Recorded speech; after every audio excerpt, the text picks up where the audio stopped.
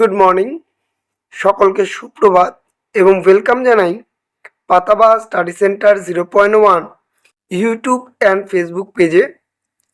আজকে আমরা সপ্তম শ্রেণীর পরিবেশের গুরুত্বপূর্ণ কিছু শর্ট প্রশ্ন এবং ব্রড প্রশ্ন নিয়ে হাজির হয়েছি এই ভিডিওতে। আশা করব সকলের ভিডিওটি ভালো লাগবে। সকলকে বলবো প্রত্যেকটি প্রশ্ন তোমাদের দ্বিতীয় পর্যায়ক্রমিক মূল্যায়ন পত্রকে মাথায় রেখে তৈরি করা হয়েছে, তাই খুব মনোযোগ সহকারে ভিডিওর প্রশ্ন এবং তার উত্তরগুলিকে অধ্যয়ন করবে, যাতে সামনের পরীক্ষায় তোমাদের কোনো রকম অসুবিধার সম্মুখীন হতে না হয়। চলো তবে শুরু করছি আজকের ভিডিও, আর কথা না বাড়িয়ে। প্রথমেই রয়েছে একে কতে চৌম্বক দৈর্ঘ্য সমান সমান জ্যামিতিক দৈর্ঘ্য গুণন কত? লিখবে 0.84 প্রায়।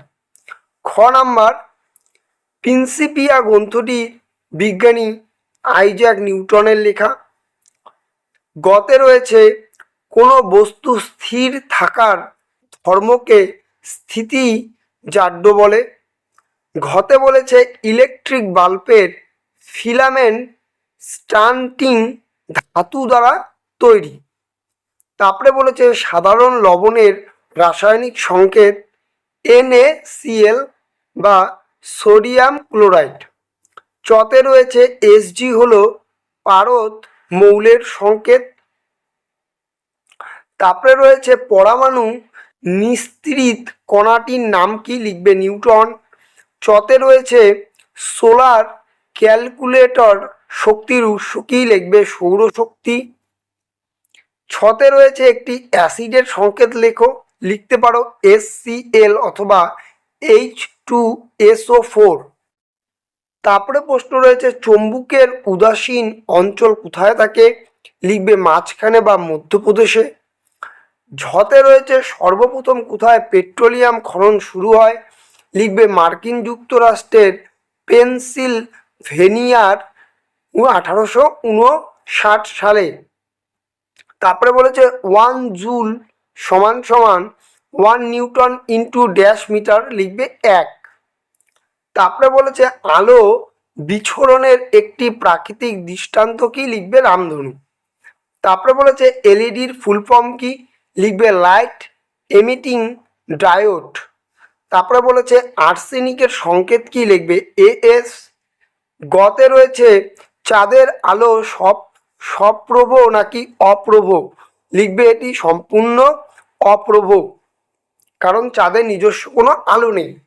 তারপরে বলেছে ঘয়ের দাগে নিউট্রনের দ্বিতীয় গতিশক্তির গাণিতিক রূপ লেখো। লিখবে F সমান সমান M ইন্টু A। এখানে F হলো প্রযুক্ত বল, M হলো বস্তুর বল, A হলো বস্তুর ত্বরণ।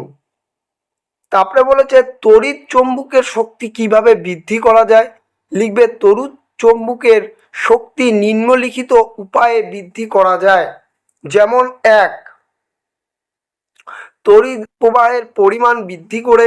2, তারের কুণ্ডলীর পাক সংখ্যা বাড়িয়ে। কাঁচা লোহা মজ্জা ব্যবহার করে। তারপরে বলেছে আলোক রশ্মি গুচ্ছ কয় প্রকার ও কি কি? লিখবে 3 প্রকার। প্রথমটি সামন্তরাল, দ্বিতীয়টি অভিসারী, তৃতীয়টি হলো অপসারী রশ্মিগুচ্ছ। তারপরে বলেছে নিউটনের প্রথম গতিসূত্রটির বিবৃতি করো। লিখবে বাইরে থেকে কোনো বল প্রয়োগ না করলে স্থির বস্তু চিরকাল স্থির থাকবে এবং গতিশীল বস্তু সূক্ষ্ম দ্রুততে সরল রেখা বরাবর চলতে থাকবে। তারপরে গতে বলেছে ইতর পরাগ যোগ কাকে বলে? এখানে দেওয়া থাকলো উত্তর। গতে রয়েছে উদ্ভিদের মূলের 2টি প্রধান কাজ। লিখতে পারো গাছকে সুদৃঢ়ভাবে আঁকড়ে ধরে রাখা, এবং দ্বিতীয়টি লিখতে পারো মাটি থেকে জল ও প্রয়োজনীয় খনিজ লবণ শোষণ করে পাতায় পাঠানো। চতে বলেছে সরল ফল কাকে বলে? উদাহরণ দাও। এখানে দেওয়া রয়েছে। তারপরে বলেছে জীবজগতে অভিশ্রবণের গুরুত্ব আলোচনা করো। এখানে সুন্দরভাবে নোটটি তৈরি করে দেওয়া হয়েছে। তারপরে বলেছে ফুলের পরাগ মিলনে কি কি সমস্যা দেখা দিতে পারে, এখানে সেই সমস্যাগুলিকে তুলে ধরা হয়েছে। আমি যদি পুরোটাই বলতে থাকি তাহলে ভিডিওটি অনেকটি বড় হয়ে যাবে, যা তোমাদের ভালো লাগবে না শুনতে, তাই আমি শুধু প্রশ্নগুলোকেই তোমাদের তুলে ধরছি। তারপরে বলেছে ব্যাপন কাকে বলে। তারপরের প্রশ্নটি রয়েছে গর্ভকেশ কাকে বলে। তারপরে রয়েছে মূলপত্র অঞ্চলের কাজ কি। তারপরে একটি আদর্শ ফুলের বিভিন্ন অংশ, এখানে তোমরা একটি জবা ফুল অঙ্কন করে দেখাবে, তাহলে খুব ভালো হবে। এই সেই ইয়েটি। এরপরে রয়েছে স্বপরাগ যোগ কাকে বলে, উদাহরণস্বরূপ দাও। তারপরে বলেছে ইতর পরাগ যোগ কি, এটা আমরা একটু আগে দেখলাম, একটি আদর্শ ফুলের অভিস্রবণ। তারপরে বলেছে জবা ফুলের স্তবকগুলির নাম লেখো। তারপরে বলেছে বীজপত্রর কাজ কি, ব্যাপন কাকে বলে।